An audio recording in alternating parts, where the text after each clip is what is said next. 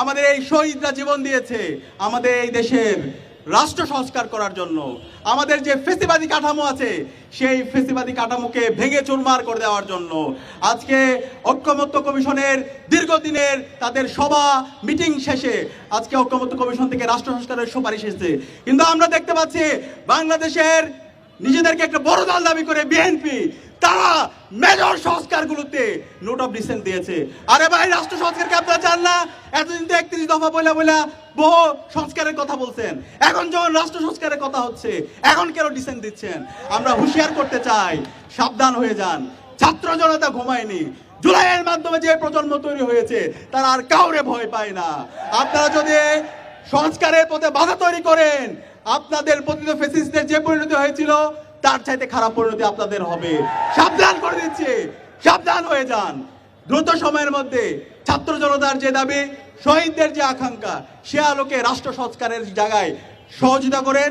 একই সাথে সকল রাজনৈতিক দলকে আমরা আহ্বান করব, আপনারা সহযোগিতা করেন, নতুন রাজনৈতিক সংস্কৃতি বিনির্মাণ করেন। একই সাথে আমরা দেখতে পাচ্ছি বিগত ফ্যাসিবাদী আমলে আমরা সাংবাদিকতার নামে অপসাংবাদিকতা দেখতে পেয়েছি।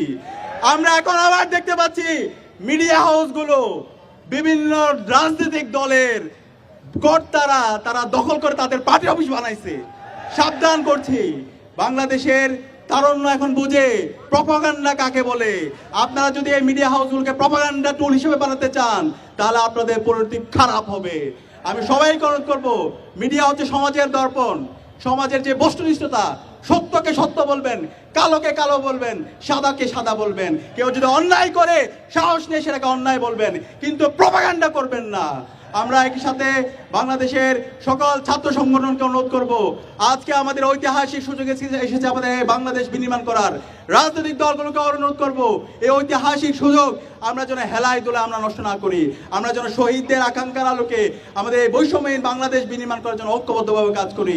আমি আবারও বলছি, এই খুনি হাসিনা এবং নিষিদ্ধ ছাত্রলীগ, যুবলীগ, এই সকল গণহত্যা এবং শিশু হত্যার বিচার এই স্বাধীন বাংলাদেশে হবে। খুনি হাসিনাকে দেশে নিয়ে এসে তাকে ফাঁসিতে ঝোলাতে হবে। একই সাথে আওয়ামী লীগের যত দোষর আছে তাদেরকে যেখানে পাওয়া যাবে তাদেরকে প্রতিরোধ করতে হবে।